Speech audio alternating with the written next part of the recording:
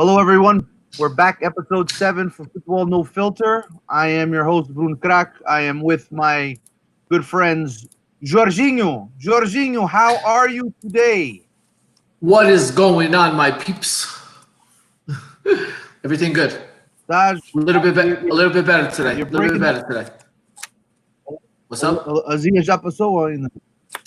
Não, A ainda não Zia já passou, mas passou ainda. Não, ainda não, mas está um bocadinho Okay. melhor. Okay, and we got Steph Teixeira. Steph, how you doing today? Yeah, I'm doing pretty good. We'll talk about all the three games and everything else. So let's get it on. All right, so let's recap this week, Matt. Round 30. Santa Clara 0, Marítimo 1. Huge win for Marítimo. Setúbal 2, Paços Ferreira 3.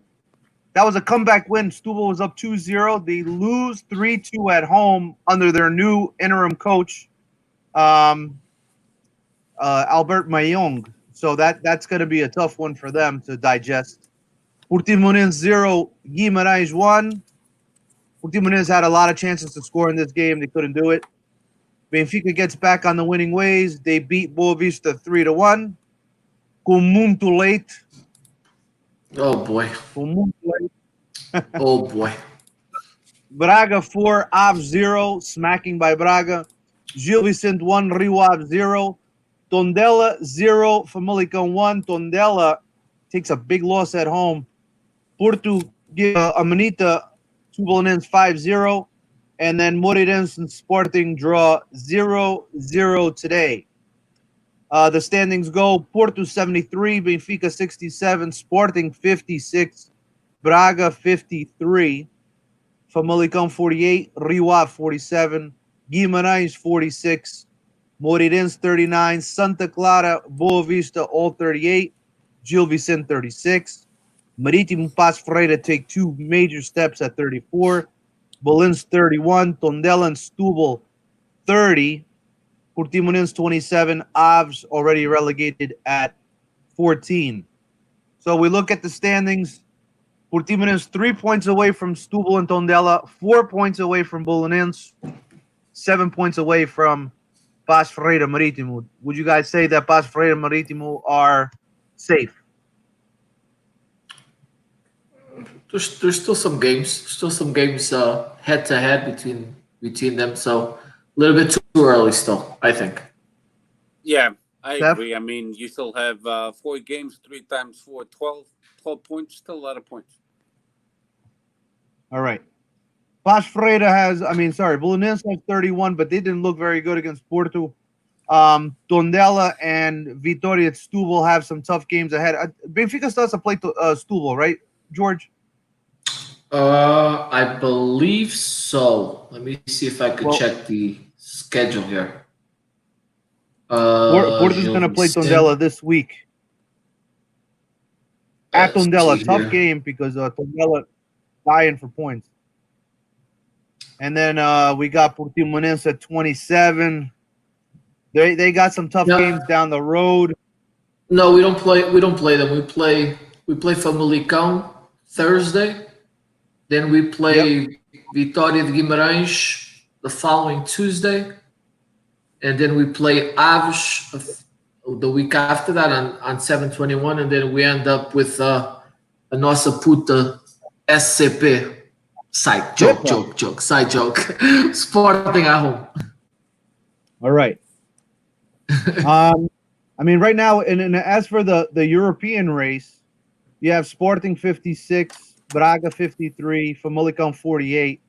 I would probably say that Famalicão, with the games that they got left, they're going to have some tough games to catch Sporting with 8 points ahead. I think that's going to be a little rough for them. Oh, you never know. Remember, Sporting out of the 4 games, Sporting plays Benfica. Sporting loses both games. Famalicão goes on the street, or even Rio Ave goes on the street, and no, it has to be. No, tem que ser Braga. Braga's right there, and even Famalicão and Rio Ave, they're at 47, 48. So if Sporting loses 2 or 3 games, it can stuff could change still. We cannot discount Vitória de Guimarães from this because they're at 46 points, so they still have a lot to play for down the stretch. It's going to be very, very for the Europa League. I think those spots are going to be very tight up until the last minute. I still think the biggest game of down relegation is going to be Bolnens and Stubble. That's going to be, I think, the last match day of the season. But Guimarães, Rio Ave, Famalicão are still all in the running, and I believe only Famalicão can make it. Correct? Top 5. No, I mean Rio Ave is 1 point behind Famalicão. Rio Ave could make it too. And Vitória de Guimarães is just 2 points behind Famalicão. What I'm saying is the 5th place team. Place team is the only. Okay. That's what I thought. No, they're gonna get we get an extra one this year, right? Because it'll be Benfica Porto in the final. No. Yes. Oh yes. Yes. Yes. So you get an extra one. And what about quick question? Quick question. This year, do we get the two direct to the Champions League plus 1? That's next year, right? No. Next year. Next year. Next year, you get 2 direct and 1 that will play off the 3rd one. Yeah. So with Famalicão 5th place, so we can make it clear for our listeners, 5th place does get you a pre-qualifier in the Europa League. Correct. And right now it's a 3-team race. Correct. Yep. So and they're all separated by 2 points. 3 teams, 2 points. All right. Go ahead, Steph. Did you say something? No. The only good thing about finishing 3rd place, you go to the group stage. Directly. Directly. Yeah. Correct. Mm-hmm. Yep. All right. George, you guys bounced back. New interim coach. I think his name is Nelson Verissimo, correct? That's correct. Nelson Verissimo takes over. Old player for Benfica, played for Benfica a few seasons, and he's been, from what I hear, I think he had been already in the academies prior to Bruno Lage coming up as head coach. Yes, that is correct. You guys played Boa Vista, who I think it's official now. They are owned by Lille, the Lille ownership group. They are now owned by them. So that I think this one, take away the game, and then we'll talk about Boa Vista. We'll talk about your interim situation. Go ahead. Benfica 3, Boa Vista 1. Go ahead. Yep. Starting lineup for Boa Vista: Leite goal, Xavier, Ricardo Costa, Dulanto, Carraça on the defense, Paulinho, Obiora, Cardoso, Bueno, Sauer in the midfield, and then Cassiano up front. For Benfica, we have Lacodimos, André Almeida, Ruben Dias, Jardel, Tavares in the back 4. We had Vigil, Pires, Gabriel Pires, Pizzi, Chiquinho, Servi on the midfield, and then we had Seferovic up front. So, listen, it was I think it was an okay game by Benfica. I think it helped that we were able to get on the scoreboard early in the first half. You could see a little bit more attitude by the players, which was what I didn't see the last few games.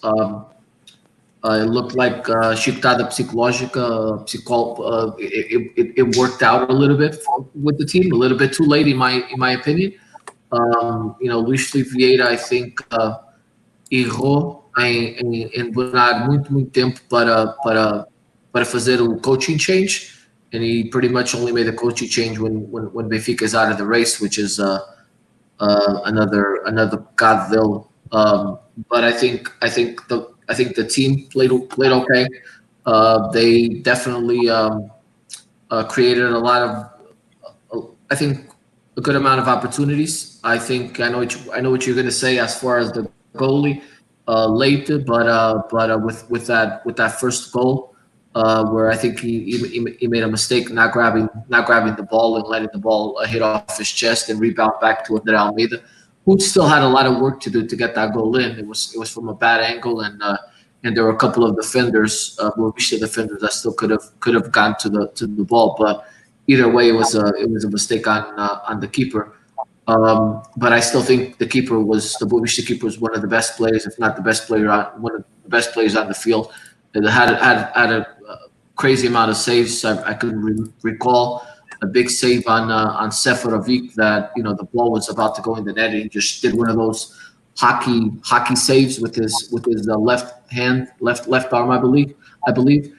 So players I think reacted well to the coaching change. And then it's a matter of attitude, right? You had Servi starting up front, you had Samaris come in the second half.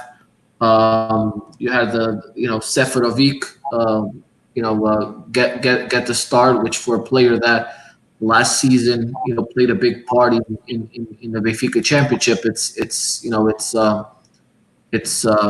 a boost for a player like him. So overall, I think it was an okay game. Nothing crazy, but I think a little bit too late. Steph, go ahead. What's your analysis? Yeah, I think with this game, Benfica, o treinador, o Nelson Veríssimo, he actually played a little bit conservative. He played on a 4-4-1-1. But you could see that, like Jorge said, the chicotada psicológica resultou em cheio. I did see a team that wanted to win the game from the get-go, regardless of Helton late, making mistakes on purpose or not on purpose, whatever, depending on which clubs you like. You might think he did it purposely. I don't think he did. When you see him, he was trying to avoid the shock, and then he couldn't.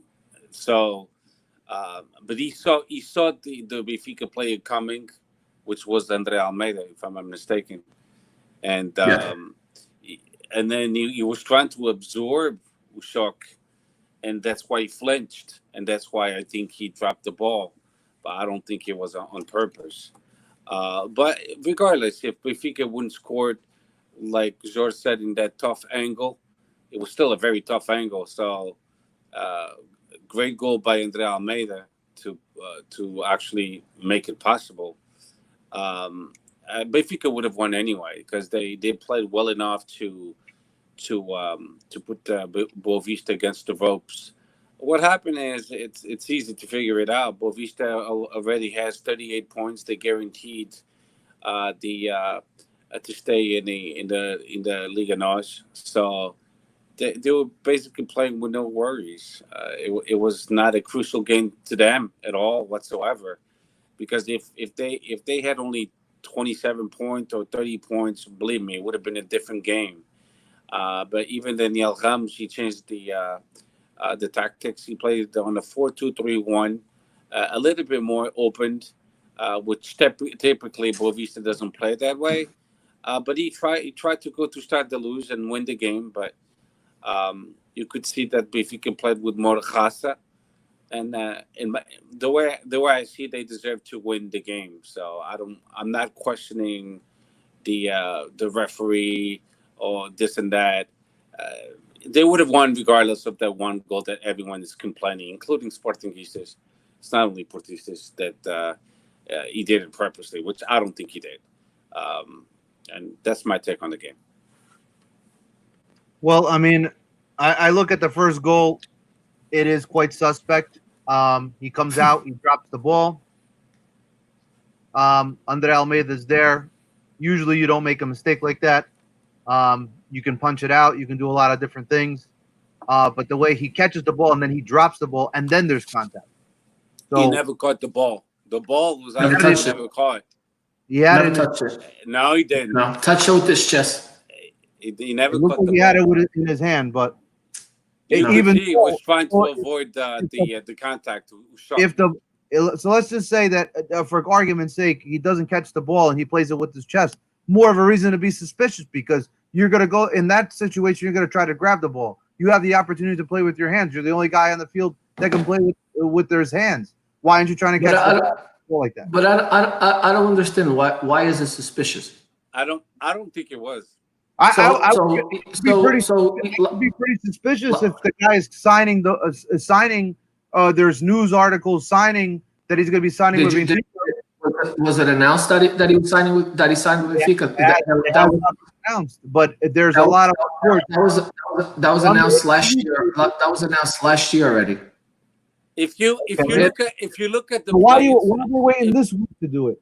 If you look at the play itself, why are they waiting this week to put so much pressure on it?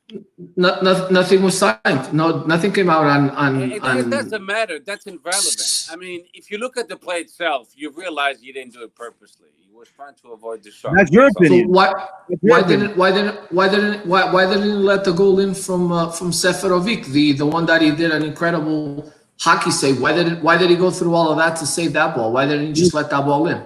Was that 2-0 already or no? No, it was 1-0, I believe. So, I mean, first of all, it was a reaction save. He just threw his arm out, and it just happened to hit him in the hands. That he wouldn't have thrown his arm out if it was something that he didn't want to save the ball. I'm just saying, he threw his arm out, and it happened to hit him in his hands. Now, in terms of the first goal, that was pretty bad. I think the second goal is even worse than the first goal because the ball's inside the 6-yard box and he tries to save the ball out of bounds. If you look at a picture, there's still pictures of him. He's sitting outside of line. And how do you score on the header? I mean, why would you give up your positioning as a goalkeeper and you're going to go outside of the lines to try to make a save? That's ridiculous. So what happened 2 weeks ago when it was Boavista against Porto? So Ricardo Costa when he was playing already for Tondela, there's pictures of him after the game, after losing a game, I think it was a goleada. He goes to the Super Dragões and he goes and he exchanges shirts or gives them his shirt and all that stuff. So you have a center back playing for Boavista in a game in a crucial game for them to go ahead. And so George, if you're going to open up those kind of ones, if you're going to in the second half, a lot of suspicion. Bruno, it can just go one way. It can just go one way. It can just be every time it's Benfica.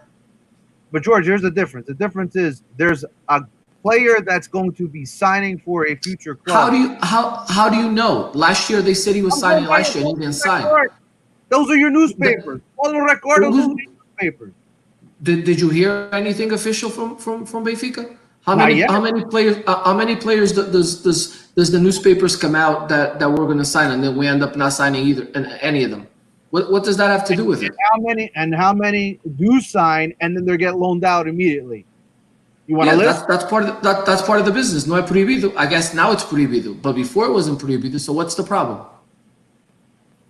Because before there was a lot of suspicious activity. Malachau will tell you that. Era proibido? Era proibido? Era proibido? Claro que, was it against the law? Not at that time. Okay. No, it is. So it wasn't against, right? Not it's unethical. There's a lot of things in soccer with all the clubs that are unethical. You can't just pick on the red ones. You got to pick on all of them. Agreed. You got to pick on all of them. We don't have to say it. Sporting and Porto, they were doing emprestaram jogadores também, but not to the quantity and volume that Benfica did. So no, I get it. Yeah, I understand that. So what Bruno is saying, I agree with him on this one. It became a monopoly with Benfica. They controlled a lot of clubs, but then you had to play the game better. That's Steph, we control a lot of clubs, but if you look a couple of years ago, you go look at the coaches, and 4 or 5 of them are ex-Porto players, and then go and analyze the games when Porto play them. Yeah, I saw Domingos Paciência one time before. Why don't you go analyze the games when it's against Folha, a Portimonense, when it was against Pedro Manuel, when it was And you against can all these never say- other teams. Go analyze them. You can never say that any of those games that they tried to open It's their a legs. possibility. But No, You can never say it. hey, No viene a You can contar. never say it, but what happens? What happens every time that Benfica plays it? are we done with the Benfica segment or what's going on? No, we're all blind. We're not done. The one thing we didn't have Petit come in com as linhas altas. That's what I was going to talk right now about. It's that you never want to analyze a game that's not against you, but every time Benfica plays against a petite team, Petit abre sempre as pernas. It's always the same thing. História é sempre a mesma. Sempre. I mean, he hasn't Always. stolen any points. The other Porto coaches, ex-Porto players, they've stole points from Porto. You have to really dig in deep to see if any ex-Benfica players or coaches steal points from Benfica. That's my point. Yeah. But we will move on. Let's move on to Porto versus Belenenses. Marquezine started in goal. We had Manafá, Pep, Mavemba, and Teles. Manafá, horrible. Otávio, Oliveira, Uribe, and Corona. Suarez and Merega up top. For Belenenses, it was Coffee, Kalila, Enrique Freire, and Lima. Matias Coelho, Santos, and Pina. Keita and Smitho up top.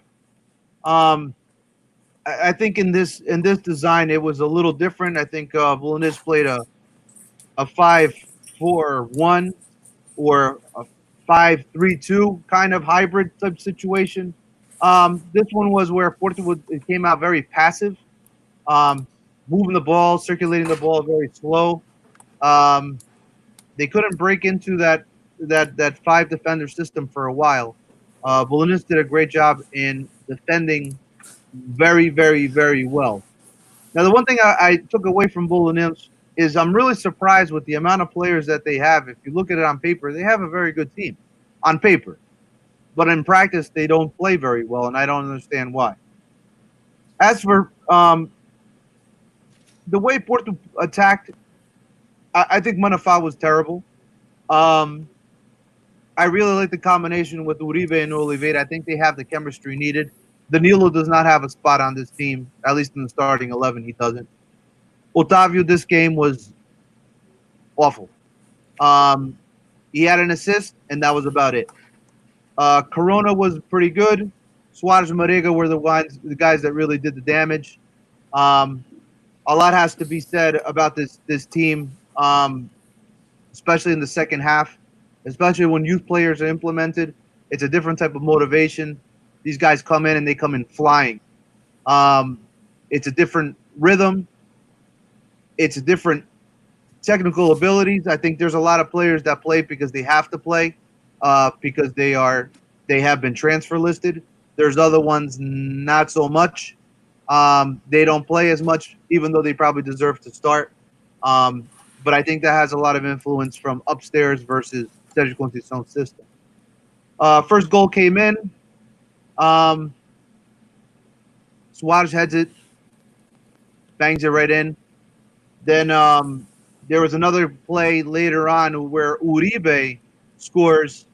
That was the one where there was a lot of controversy because, let's be honest, I don't know where you can put your hand to be a handball. And if you're going to call a handball on Uribe, and it's funny that none of the shows that I've watched so far, and I've watched 3, none of them say that Coelho touches the ball with his hand. Because it's clear that you can see him touch the ball with his hand before Uribe does. So if there's going to be a handball, it has to be a penalty. There's no other way because Coelho touches the ball first. And I'm not saying that's a penalty. But if you're going to call a handball, then that's the first handball that you gotta call. The second one, there's none. I mean, where's the guy supposed to put his arm at that point? The ball gets trapped between both players. And he scores, and it was disallowed, and I just didn't understand. Second half, a lot stronger. Marega comes in, scores the goal. That was the big relief one. That's where Porto started playing looser. That's where Belenenses was forced to attack a little more. Penalty, I don't think it's undoubtable that you can. It's undeniable that you can call that a penalty. You disagree, George? Não, é o penalti de cada jogo, né? O penalti, há sempre o penalti certinho. Às vezes há dois, às vezes há dois em cada jogo, mas tu parece que tu em vez de dois queres 3 ou 4 por jogo. When it's a penalty, I want it to be called a penalty. That's all I'm saying. Every time it's blue, it's a penalty. Not necessarily. Luis Diaz, I mean, did he not get taken down? Yes or no? Yeah, I think they're not playing the girls campeonato, the female it was canceled. I think if you don't want no contact, you need to go play in the girls soccer. For Luis Diaz, that wasn't a penalty to you? Dude, everything's a penalty. In the box, there's a little bit of contact. You want them to call a penalty at everything. That wasn't a little contact. That was a straight kick to the leg, and he knocked him down. Yeah, but your player a few weeks ago or a couple of months ago did a bicycle kick, knocked the defender out, and it wasn't even a card. And you said it was a normal contact. George. Or you don't remember the bicycle kick that he knocked the guy unconscious. I remember, but George. Parece que não. Aqui, esta memória aqui não é só de uma semana, aqui é de muitas semanas. Okay, but when you want to talk about penalties, não te esqueças de falar do Rubem Dias, porque ainda não foi. Mas eu tanto falo para um lado como o outro. Tu só falas só para um lado. Listen, Belenenses didn't do anything to attack. They had 2 shots. That was it. Andreas Santos was one, and then I think it was Casierra or the other one. Não, mas olha, o Petit estava sempre a esperar ao Benfica. Olha, esquece, ele pensava que estava a jogar contra o Benfica e foi 5-0. Não, ele tentou. Mas... ainda agora disseste que ele jogou aberto, que não fez nada? No, he didn't. He played closed. If you said it, he played with 5 defenders. If you're playing with 5 defenders, you're not playing open. You're playing closed. Era um gol para cada defesa. Pronto.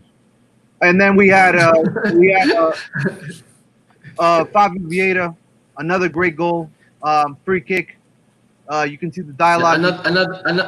Another great goal. That was a great goal.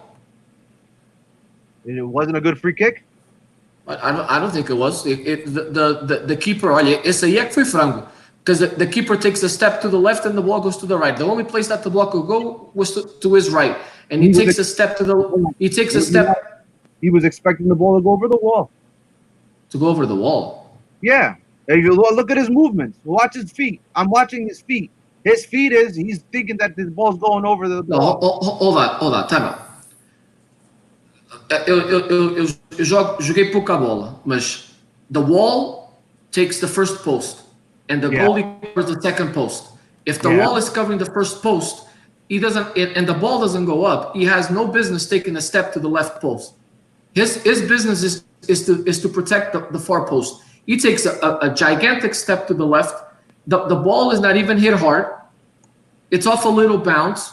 That's a frango. When you talk about Leite and you call that goal a frango and you say this is a grande goal, either I have to fix my glasses or you got to use my glasses, one or the other. No, well, again, I'm looking at the goalkeeper's feet. The goalkeeper's feet, he's expecting the ball to be bent over the wall. That's where he thinks the shot is going to be. Don't forget that's what the wall is protecting.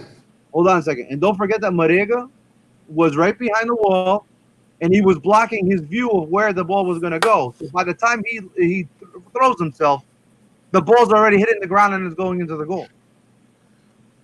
So I don't agree. I don't think it was a decent goal. It was nothing. Now you want to talk about a big goal. You talk about the Luis Diaz goal. That's a goal.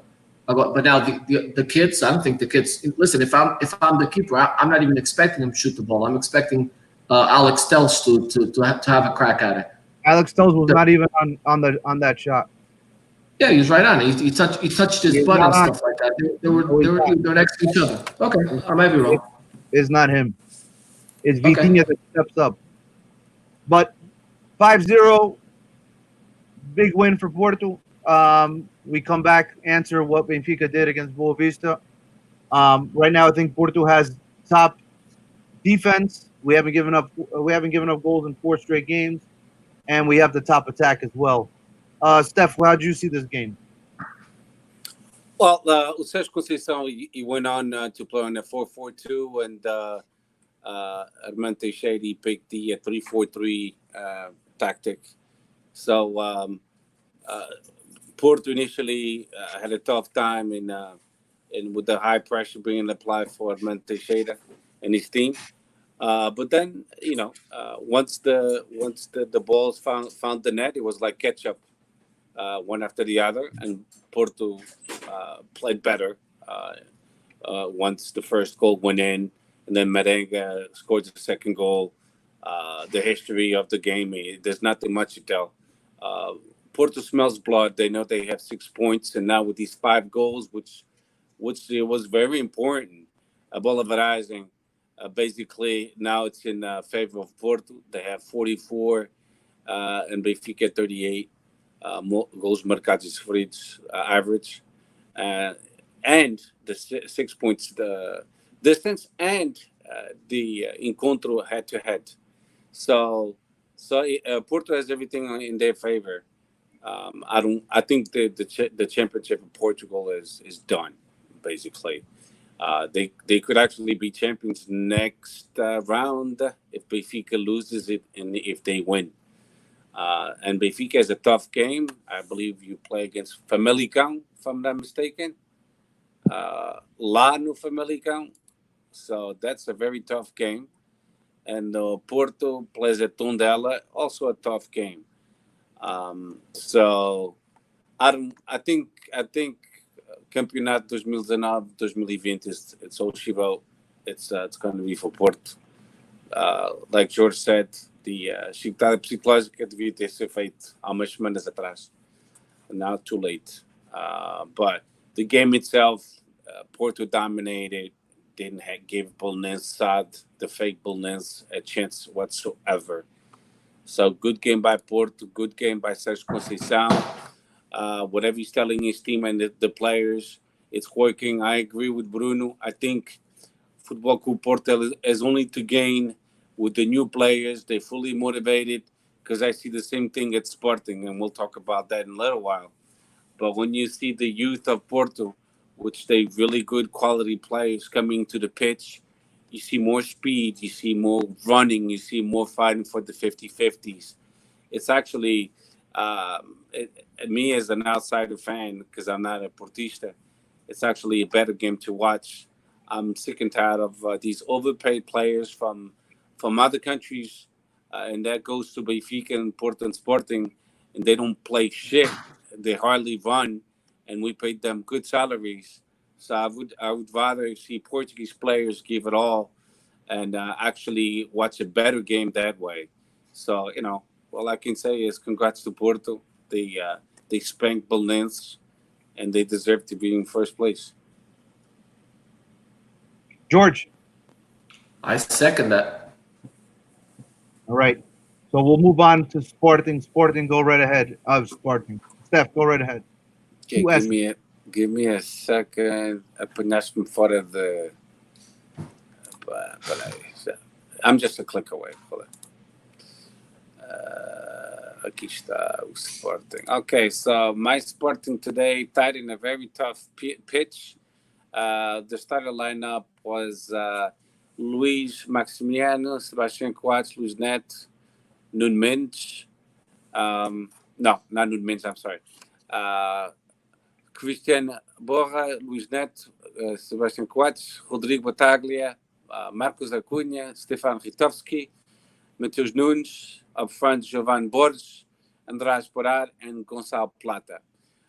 So my Sporting today played with the favorite way Mourinho likes to play, 3-4-3, and Ricardo Soares, the coach for which I think is also a good coach for Moreirense. He played on a 4-1-4-1, kind of a little bit of different tactics from both coaches.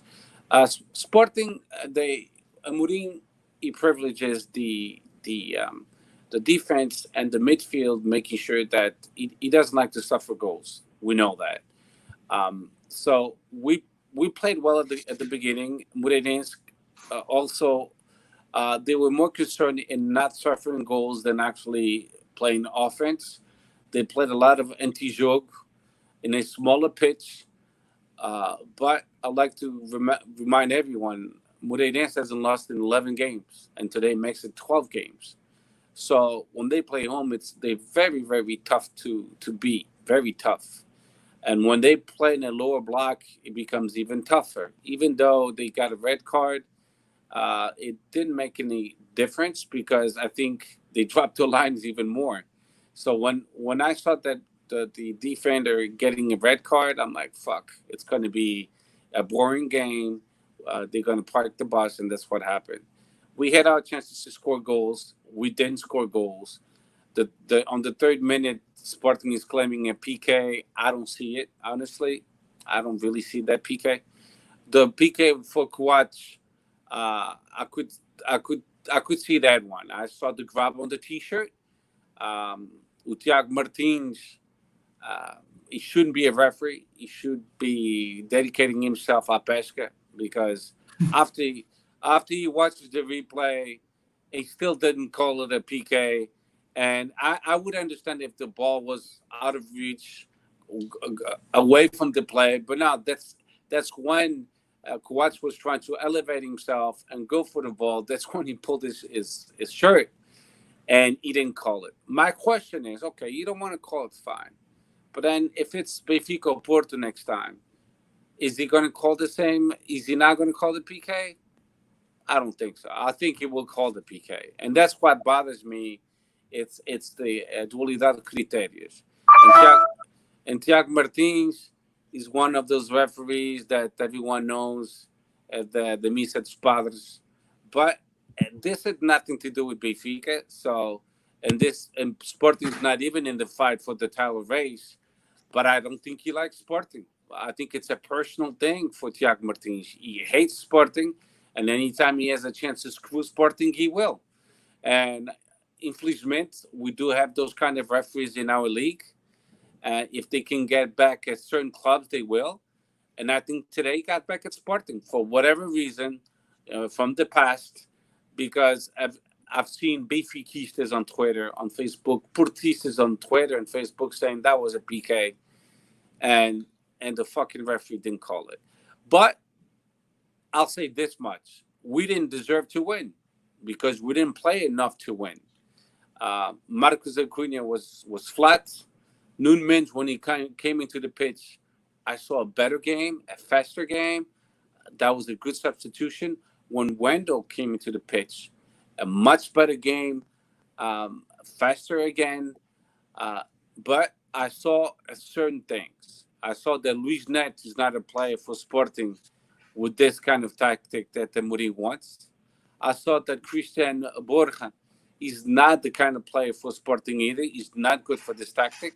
Stefan Ritovski is not the kind of player for this kind of tactic either. Those two, and Bataglia as well.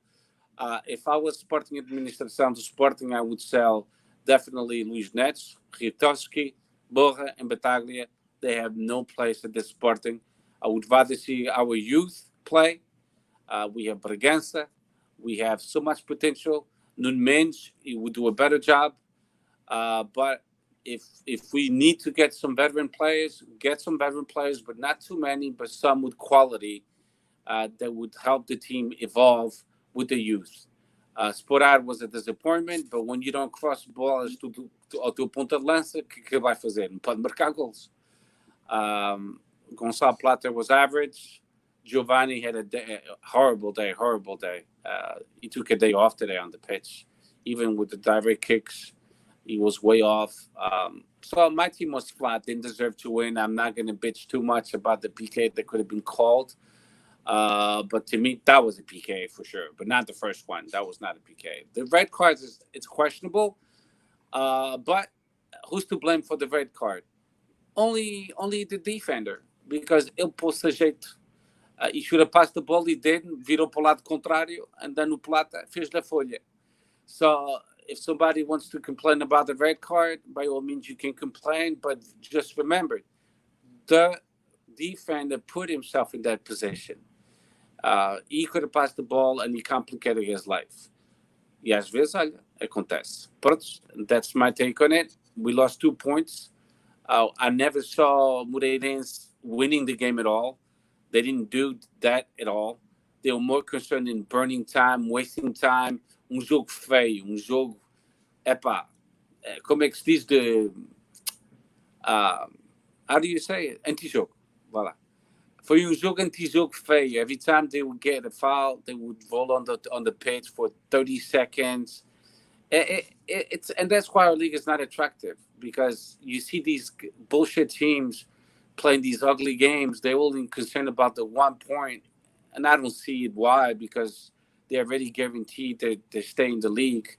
They could have played an open, beautiful game, but they decided to. And it's killing our soccer in Portugal. I mean, o João Aurélio always complaining about every goddamn play. It was sickening. O Mateus Pazinato, o guarda-redes do Moreirense, faking injuries galore so his player could warm up a little bit longer. It was so much time wasted. I think o tempo de utilidade em 90 minutos, acho que foi 40 e tal minutos. And when it's like that, why would you pay to go watch a bullshit game like that? I have no clue why. And that's it. George, what is your analysis on this game? Well, like Steph said, I think Moreirense is always a difficult game away. The dimensions of the field, even though there's no fans, it's always a difficult game. Jogo dividido. Right off the bat, I think it was early on. Moreirense had a really good opportunity to score a goal off a bicycle kick, a clean bicycle kick. There was a couple of opportunities on corner kicks and crosses. Sporting had a few opportunities as well. The red card, it was a foul. I didn't see it that well, but I don't think he's directly towards the net. I think he's more towards the on the defending side, on the left side of the box. So I don't know if it's a direct red card or not, but again, il pôr sujeito, it is what it is. I think the Coates penalty is a clear penalty. Yes, I said it. It's a clear penalty. I know Sportingistas won't say that in Benfica games, but it is a clear penalty. He had a handful of his shirt, so it's a clear penalty. I think I haven't seen Sporting play such a flat game as this one since Ruben Amorim came to Sporting. I think the young kids. I think Giovanni. I don't know if it was because he thinks he's an all-star and he dyed his hair or whatever. I think he took the day off, like Steph said. Or se calhar a tinta chegou lá à cabeça muito, I don't know. But the young kids were flat. The whole team was pretty flat. If Sporting had scored a goal early on or scored first, I think it might have changed the game.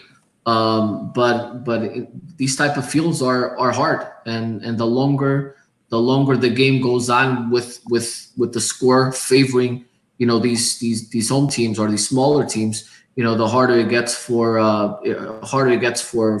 teams for the bigger teams to get ahead in the score.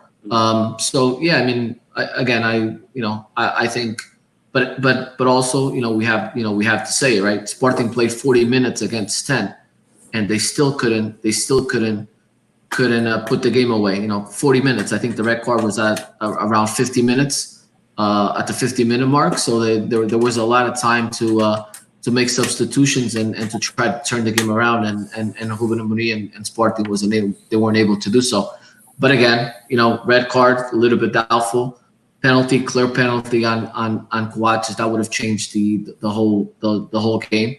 And then you have the red card at the 50 minutes, which still gave Sporting, almost a full half of playing against 10. But sometimes playing against 10 is harder than playing against 11. It just depends on the game, especially with these teams that they close their lines so much when playing against 11. Never mind when they're a man down.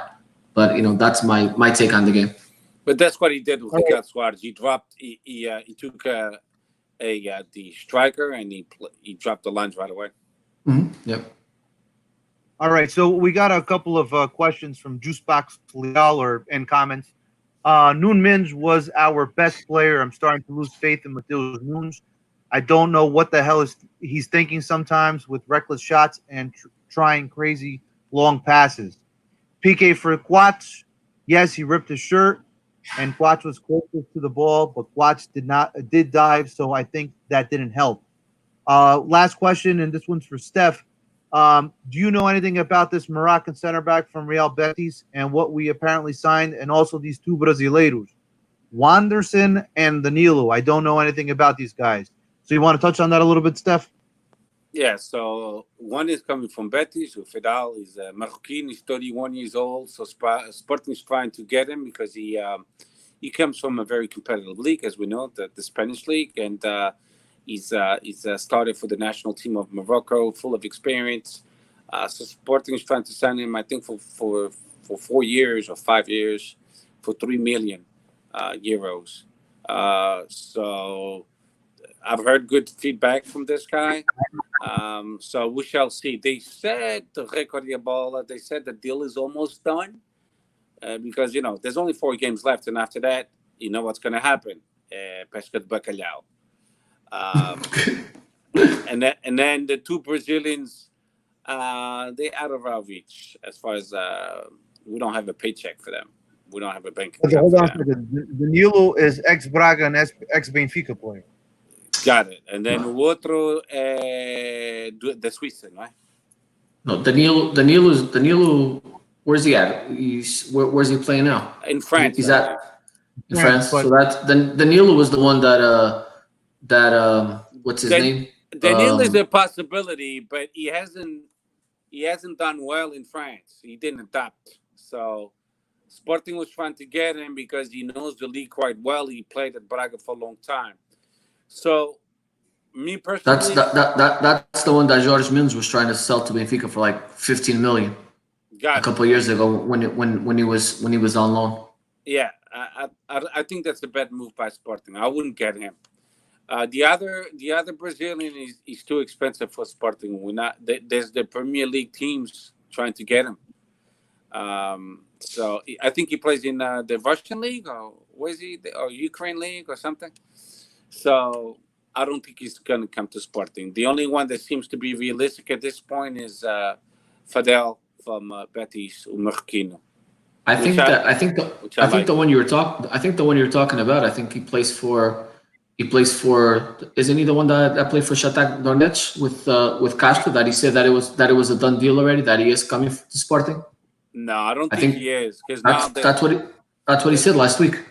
well maybe, but Premier League just jumped in, and then Sporting said we don't have money then because Premier League teams they'll come with uma mala de dinheiro e a gente não tem. A gente só Yep. tem termossos e providos. so we have Luis Teixeira chimed in.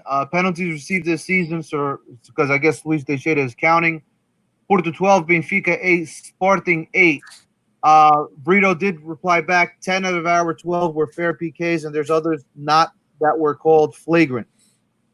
One was the big one was against Rio Ave. That was a big one. Also, Rob Brito chimed in. Bruno, do you think that Fabio should start getting a bigger role, and why does Conceição keep playing Manafá instead of my boy Tomás Stibbs? And when Tomás plays, do you notice that certain players play away? That is very true. I did notice that when Manafá plays, he definitely gets to see more of the ball. When Tomás Stibbs plays, it seems like there's a hesitation to pass him the ball. I think it has a lot to do with confidence, which I don't understand because Tomás Stibbs has been training with the team this whole time. From him and when Manafá is on the pitch, they run more plays more often, which is true. I think they just feel more comfort with Manafá. Manafá has more speed than Tomás Stibbs, but Tomás Stibbs overall is going to be a much better player than Manafá. As for the whole thing with Fabio Vieira, clearly Fabio Vieira is a guy that should have been on this team from the get-go. For people that don't know, he was supposed to be doing the preseason with Porto this past preseason, but he opted to go to the U19 Euro, and I think that really hurt his chances of making this team. He he just completely dominated in the second division. And yeah, he's definitely should have a much bigger role. I mean, especially like when Otavio's losing gas now because he's been playing a lot. I think there's a kid that needs to come in and play. And there's so many other youth players coming up from Porto that people don't know about or don't know enough about, that they're just quality players. Some of them are better than what current players are. The problem is that certain players have to be sold.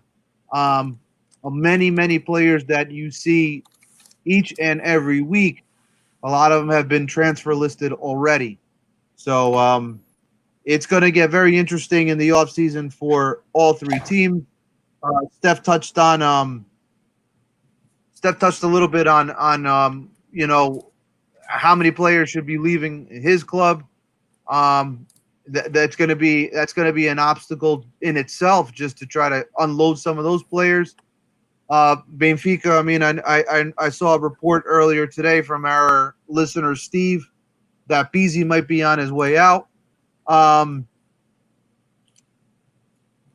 Brito agrees with me. George, do you think your team tanked on the old coach to burn him? I don't think they tanked on him, dude. I think it got to a point, just like with us fans, it got to a point that I don't think the players knew exactly what he was trying to do.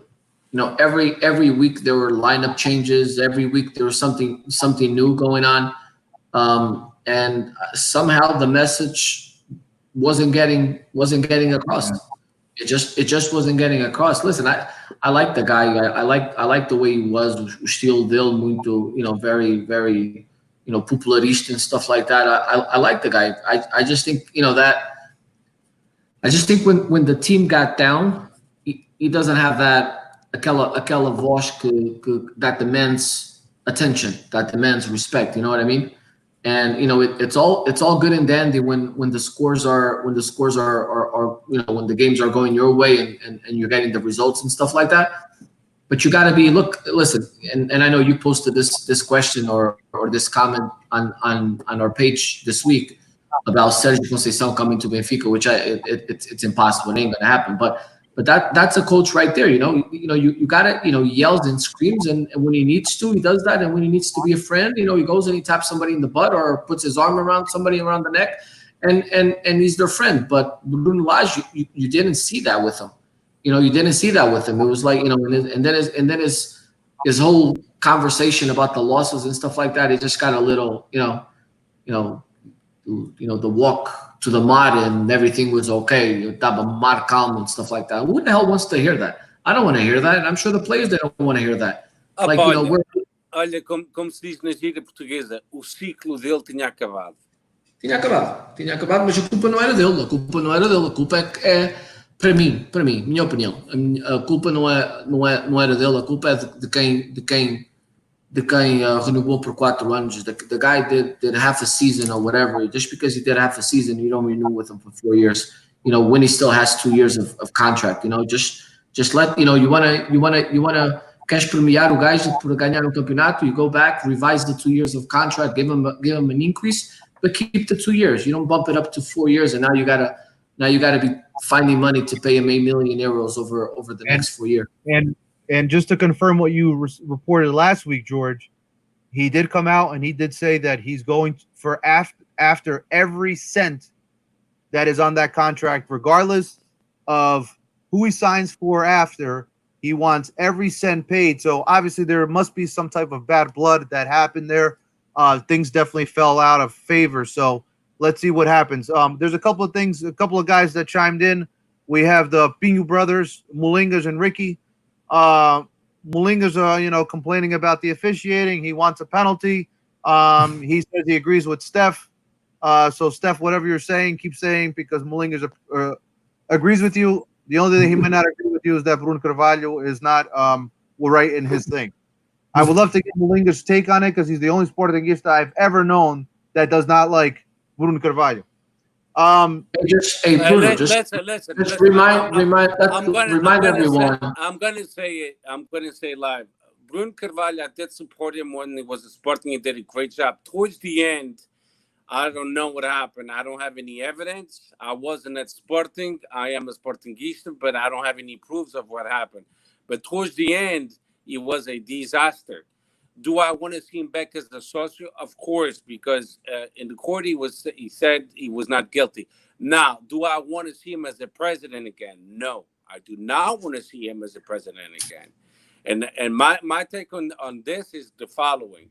Everyone that we think or we ever thought that could be possibly involved in corruption, such as Luis Felipe Vieira and Pinta Costa, should never be involved in soccer. And then on the same boat, I will include Bruno Carvalho.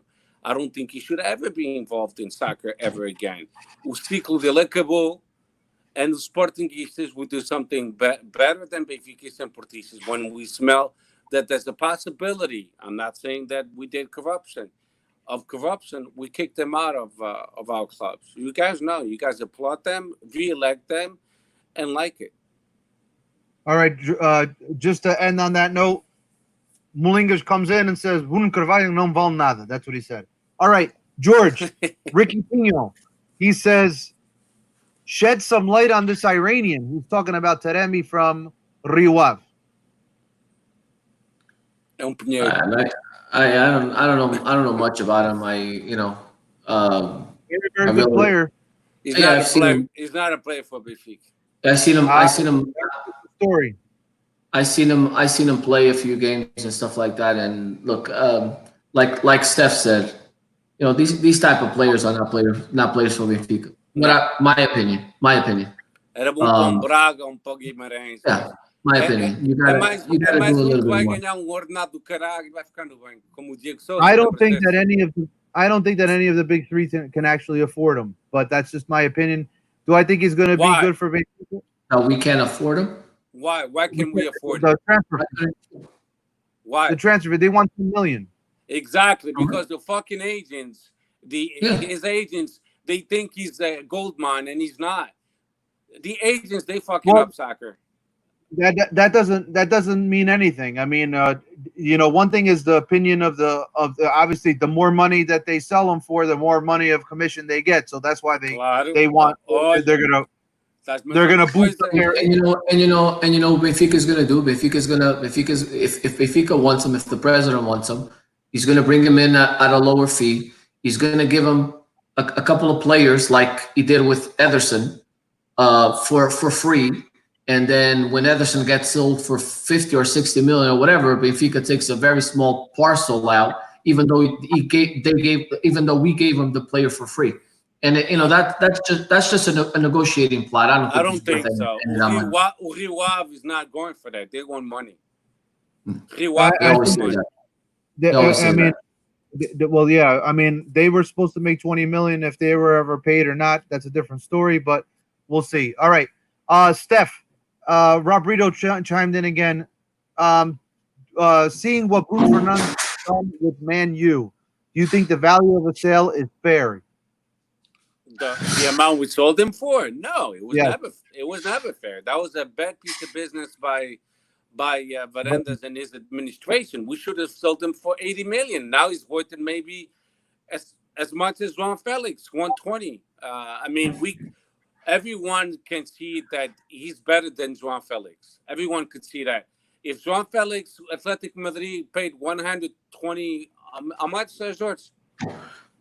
120, and then for Benfica cash out, they paid actually 126 million for financing the operation. If João Felix was sold by 126, first 2 thumbs up to Sporting Lisboa Benfica, great piece of business. And second, 2 thumbs down to Varandas and his administration, bad piece of business. He should have been sold, but for the clause de rescisão, que era 80 milhões na altura. No, it was 100. It was 100, I think. No, it was 80 because he re-signed his contract. 100 million was a clause de rescisão, but you got to understand also, it's not how much you want for a player. Felix. We made bad business because now we could see that o Benfica negociou bem. O Sporting negociou mal. Pronto. But Steph, but the only difference is that Benfica had multiple teams willing to pay the clausel. No, George, I agree with you. But the thing is, when you have a baller, record, helping Benfica, and I'm not criticizing it. I mean, if they think things in your favor, why don't you take it to your advantage? Of course, you have to take it to your advantage. But let me ask you a question now. The propaganda for João Felix was much more done than Bruno Fernandes. And Bruno Fernandes, again, he's played for Sporting, which they don't. This administration doesn't know how to negotiate. No, I think you're wrong, Anderson. I think you're completely wrong. I'm not at all. Fernandes gave in because he needed money. And okay, so can I say something now? Of course. You gotta remember one thing, right? What happened to Bruno Fernandes that didn't happen to Felix? What are you talking about? Bruno Fernandes. Well, it's not what I'm talking about. It's reality. Bruno Fernandes. What's the word? He left Sporting after Alkshit. So there was a negotiation to bring him back and not to lose him for €0. But so how do you know that wasn't part of the negotiation? No. But how do you know that wasn't part of the negotiation? I don't know. That they have to let him go. No, I think it might have been. You're right, because I wasn't part of the negotiation, the dealing of it. But a cláusula de rescisão estava em 80 milhões. And now you're agreeing with me. Because no, cláusula de rescisão was 100 million. Não, era 80, caralho. Isso foi a primeira vez. Agora, quando veio para trás, quando fizeram um contrato novo, foi de 80 milhões. Só que nem a isso chegamos. Mesmo que fosse 100. We didn't even get to 80. We got, how much was it? 60? You got it for 65. 65 million. No. 55. Listen, objective. 55. You still have to meet objectives. We have the way he's playing, you're going to meet those objectives. So it's 55 plus 10 in a player that could have gone for free. No, so I think it wasn't. You can take it out of context. He could have gone for free before Manchester United was interested in him after Alkshit. But now when he was sold, we should have sold him for at least 80 million.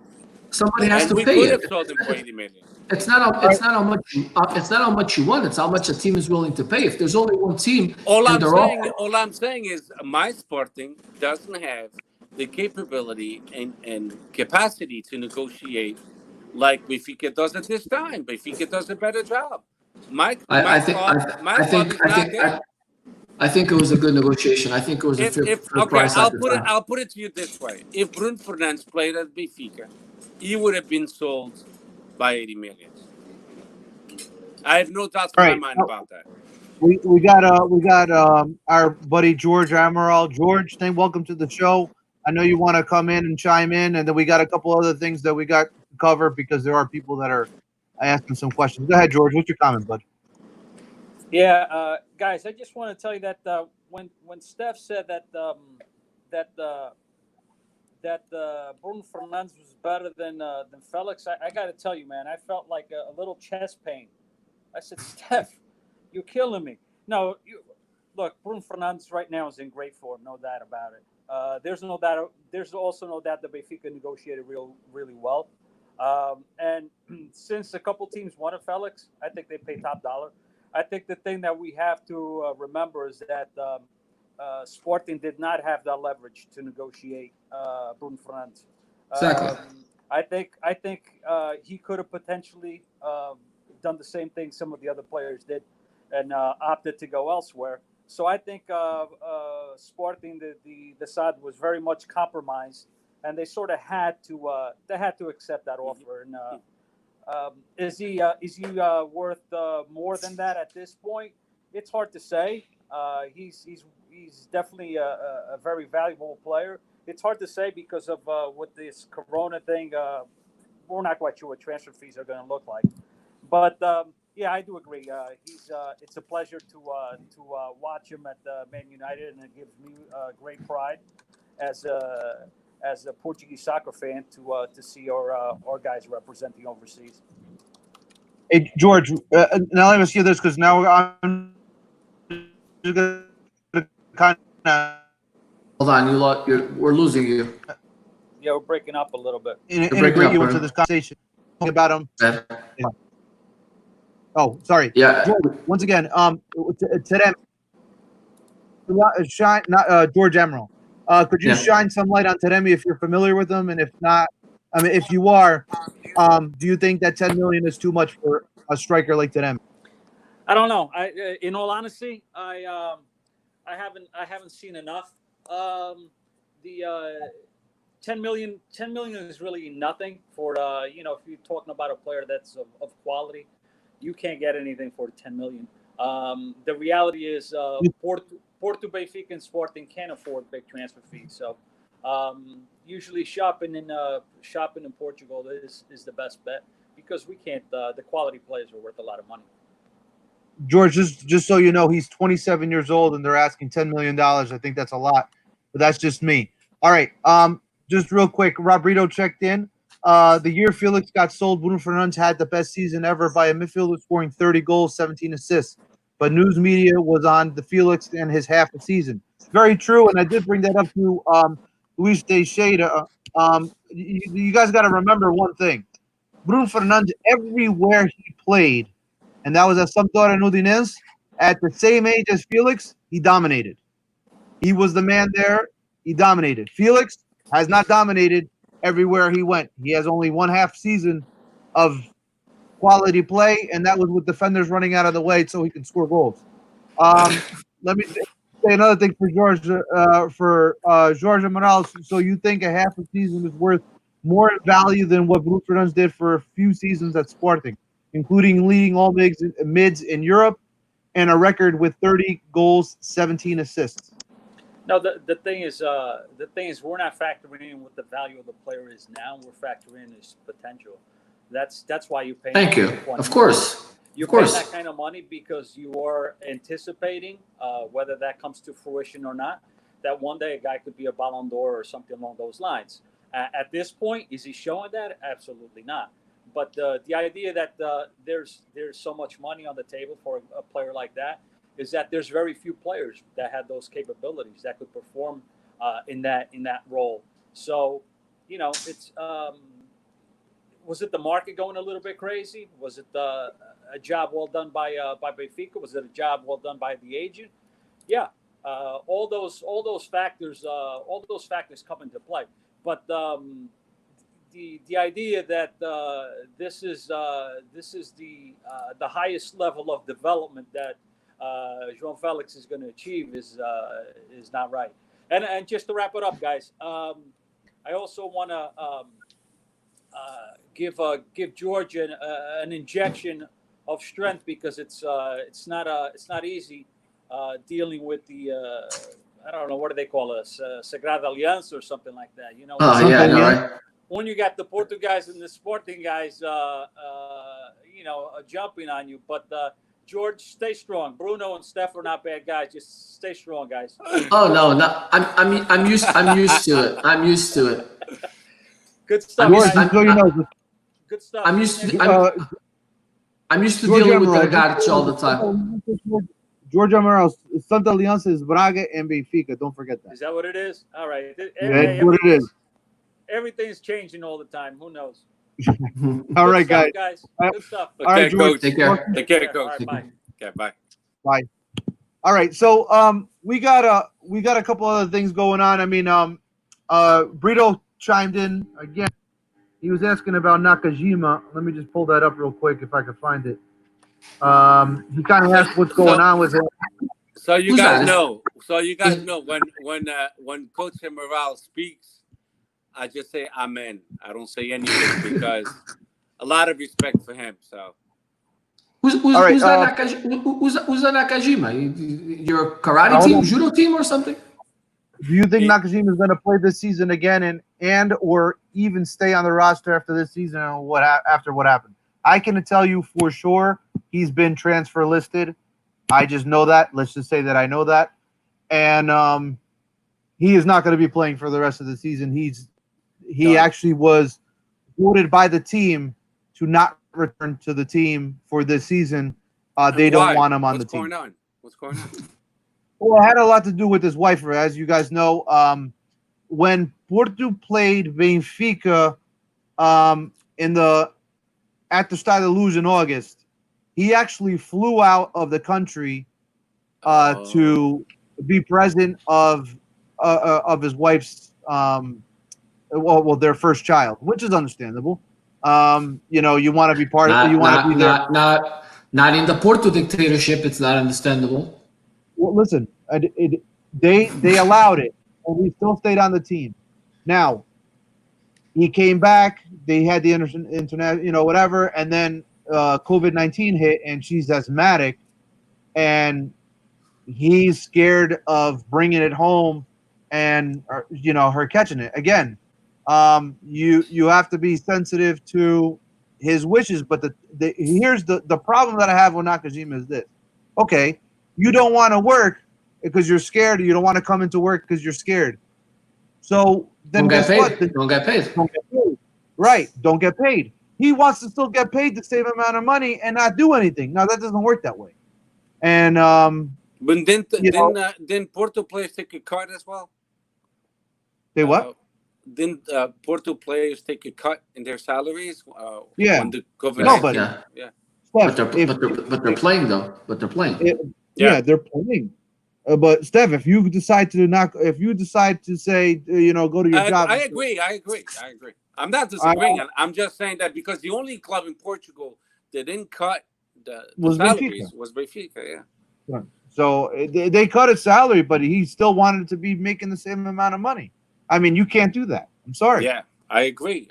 É por isso que há o unemployment, caralho. Or he's out. So, and by the way, he's a guy that he had Japanese cooks and everyone left and he stayed home. Everyone stayed home. He was the only one, and the way Porto runs is players don't have to do anything. They have people shopping for them. They will get them the food. They'll do everything for him. And he still wouldn't come to work. So now he wanted to come back to work. And I'm sorry. I think that he's the guy that needs to go.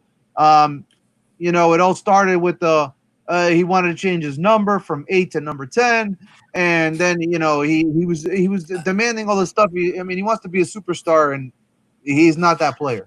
That's what happens when you give him superstar money. Yeah, at the end of the day, if Porto is winning games and they're doing fine without him, don't touch him. We don't need him. Yeah, we don't need him. Well, the problem is how to recover 12 million euros. Okay, Luis Teixeira, you are not getting my point. Bruno Fernandes are at his prime. Felix is an investment from teams that believe he might become one of the best players in the world. I talk a lot about. You can't compare both players, bro. Forget the teams. Forget it's Benfica. It's a Benfica player. I don't think they play this. It's not even the same position. Felix is much younger. Bruno Fernandes. I love Bruno Fernandes. You just won today the best player in the Premier League for the month. He's an awesome player, dude. He's a great player, but like George said, you're buying not only what they're doing today, but what the potential is for the future. And I had this discussion with other people. Barcelona paid for Dembele from Dortmund 150 something million. What has Dembele done in Barcelona? He's injured. He's injured the whole season. 3-4 seasons. He's injured the whole time. Injuries play a factor. Injuries play a factor. And there's nothing you can do about it. But not only injuries. He likes to. He's always rumors is he just wants to play freaking PlayStation and crap like that. He's a headache. They've been trying to transfer him to PSG in exchange for part of the Neymar trade already for like two straight years. But that's when you see teams buying goalies for 80-90 million. And Chelsea, how much did Chelsea pay for the keeper from Athletic Bilbao? What was it, like 90 million or something like that? It was a lot of money, and Kepa. Yeah, and he's not. and he stinks up the place. So who are we to complain about João Felix? João Felix, yes. Jorge Mendes is a fabulous negotiator, especially when he's getting a big cut of the transfer. But you had multiple teams willing to pay the clause. You had Atletico Madrid that was willing to pay the clause. You had Manchester City. Guardiola was willing to pay the clause and keep him at Benfica for another year on loan. And João Felix said no because he wanted to leave Benfica. He didn't want to stay another year on loan. You had Manchester United that was interested, which, from what I understand, wasn't the case with Bruno Fernandes. Bruno Fernandes in July, August, you had Tottenham that was interested in him, but they were only willing to go up to 50 million.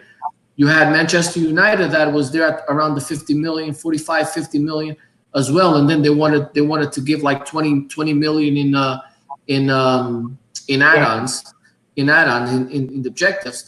So Varandas held on to him. I think he held on to him and with the promise that he will let him go. The next janela the transferências. So they made the deal that they could make it, and Varandas held on to it until almost the last day in the transfer window. So listen, I think it was the deal that they could have made at the time. I think there must have been other negotiations from when Bruno Fernandes walked out of his contract because of the whole shit thing. And when you look at everything, you had a player that potentially could have gone for free and could have gone to Porto, could have gone to Benfica. Rumors were that Benfica was very, very interested in the player, and Porto as well. So you could have walked away for free, and you got 65 million out of him. Right now, I'm not going to say anything because we spoke about this just 15 minutes ago. You're just repeating it, so yeah. Eu não vou falar mais nisso. So I mean, no, all right. I'm reading the back and forth between Luis Teixeira and Rob Rito, and I mean they're bringing up good points, but I really believe that the problem with a lot of Benfica fans that they don't understand. I mean, they always complain about, well, he went to the wrong system, or he went to the wrong coach, or that the only guys, whose fault is that? It's João Felix. He chose that team, and that's valid points. And I think it's some of it's that because Simeone, it's the wrong team. He plays more defensively, Simeone, and that's not a game for João Felix. Ele encaixa. João Felix thought he was going to get more playing time at Atletico Madrid versus Manchester City, and that's what happened. João Felix is okay. I'm going to, backtrack a little bit. I think João Felix is a great player. I never said he's not. I think he is, but he's not strong mentally. He's not there yet. He will be one day, but he's not. He needs time to play. He needs a coach that believes in him, but really believes in him and talks to him and lets him know, hey, I trust your abilities and I believe in you 100%, and you're going to be the shining star of the team. And that's not what's going on at Atletico Madrid. He doesn't feel that way. And ele amor muito rápido. He's not at the level as, let's say, Cristiano Ronaldo. He's strong. No. He's strong mentally. He could miss a PK and get all the pressure from the Italian media, and the next day he scores a fabulous goal because that's what happened in the Calcio. He missed a PK, and then guess what? He scored 2-3 goals. He scored 4 games in a row, if I'm not mistaken. He's got 25 goals in the Italian league. He's only behind the Lazio player, Immobile. And Steph, add that he's the only player in history. No, but add that he's the second player in history at Juventus to score 25 goals since 1960. Well, I didn't know that. But João Felix, is he going to be a petition Ballon d'Or? I think so. Is he there yet? No. Now Simeone. Mentally, he's not strong enough to overcome all the pressure he's getting, and if he doesn't have the support of the coaching staff, in this case Simeone, and he doesn't have it, you could see it, then he's going to buckle. He's better off hoping that Simeone doesn't stay next year and he has a new coach. To tell you, I want to add something about João Felix, if I could. The one thing that you guys also, a lot of people don't ever mention, is the games that he played for the national team. That was 2, and he was a disaster in both games. And that was with that's not enough time. It don't matter. Yeah. I mean, that's much better. That's not enough time. I mean, we can talk about. I'm not defending João Felix, but I see things the way they are. But we can talk about João Felix when he played for the sub-21, and he played great. Yep. So the thing is, when you play with a bunch of cracks, not just sound like cracks.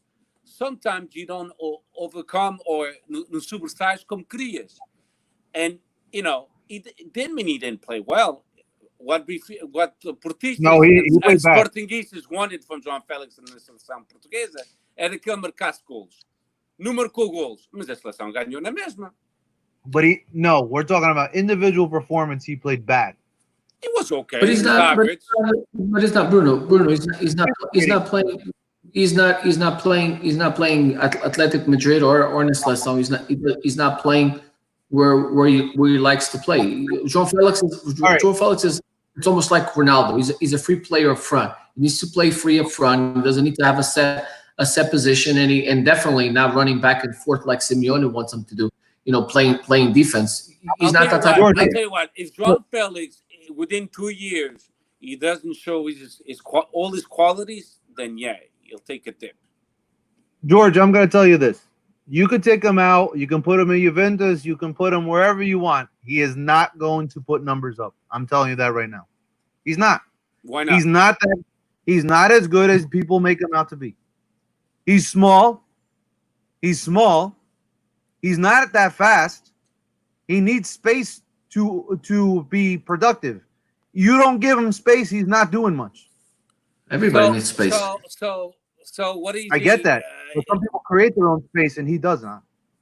Is he like Maldini?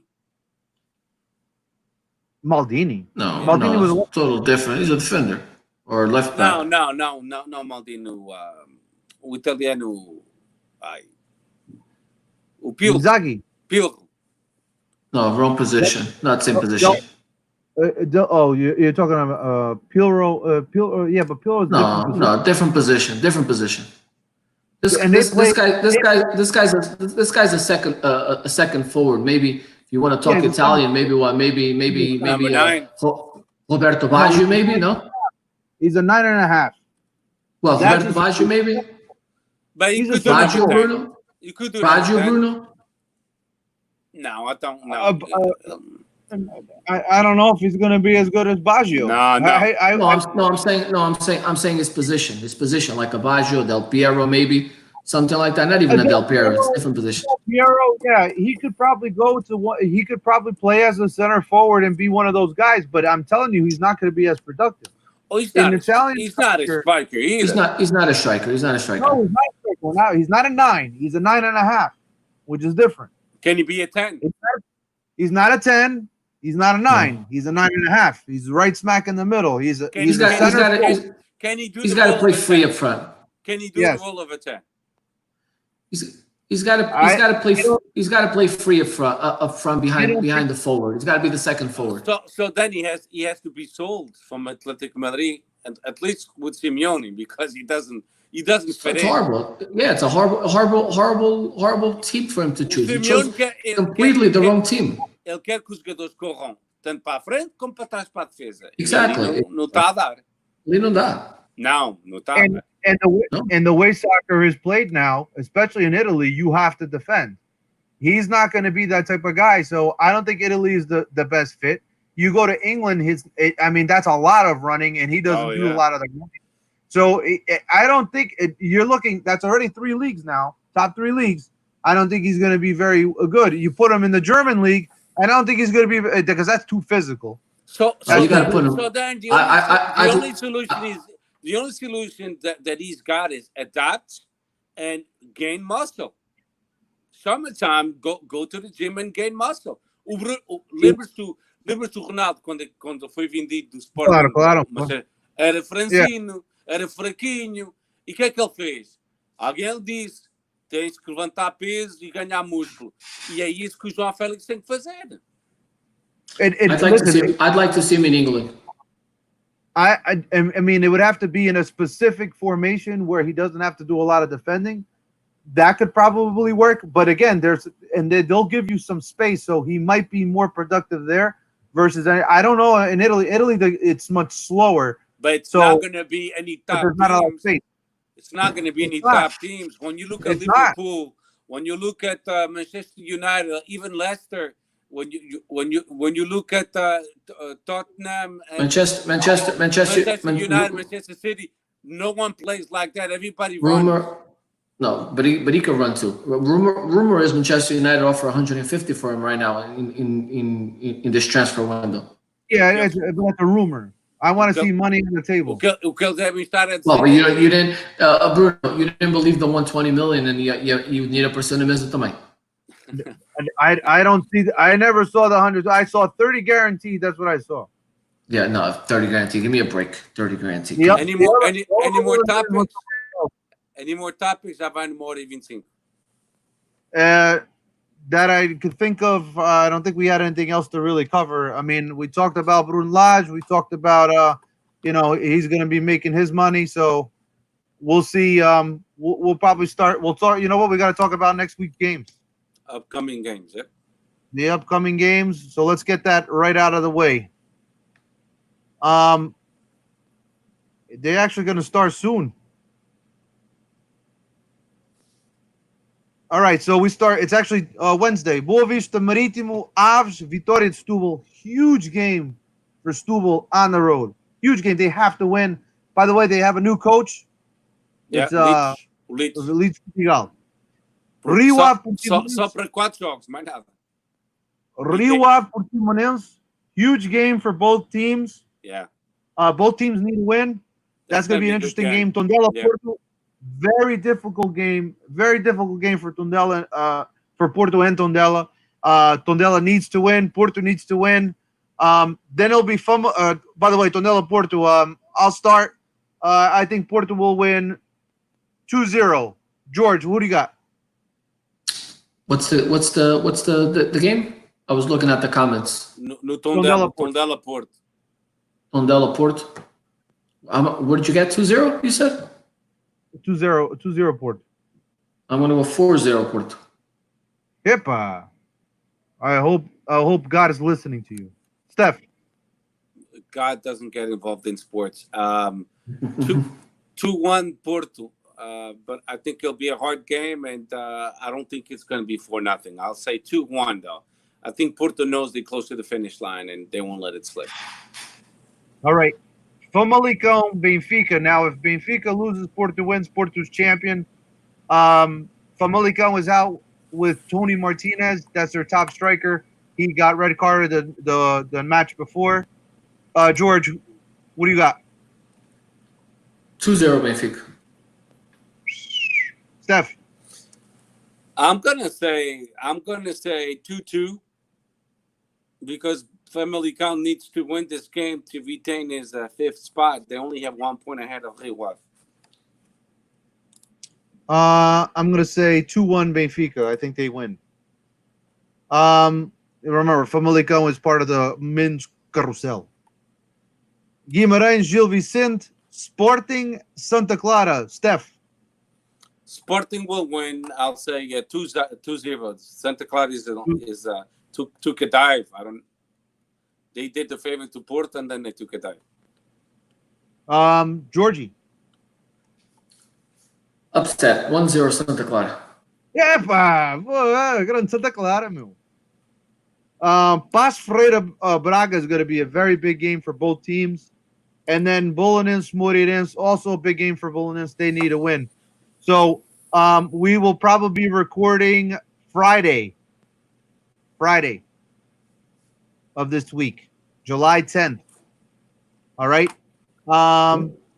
If you have any questions or comments, make sure you hit us up. Make sure you stay safe. Make sure you don't argue too much on Facebook.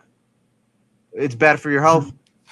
And we'll talk very soon. Any last comments, George? No comments. Just stay safe. Enjoy the games. These upcoming games, and stay safe. We'll see you on Friday. All right, Steph. Anything? No, stay safe. Wash your hands. Social distancing. Wear your masks. Watch out the COVID-19. The numbers have been rising up, so avoid crowds and stuff like that. Be careful, guys. Oh, and just a clarification. My name today is George 37 because there's been a lot of arguing on Facebook because of Porto's upcoming title. We're 37 versus 28. We're social distancing too. We are social distancing. Porto's up 6 points. All right, and we'll end the 37, 28. All right, talk to you guys soon. Make sure you guys all stay safe. And ciao lauda. Ciao. Bye, guys. Adios. Bye. Adios.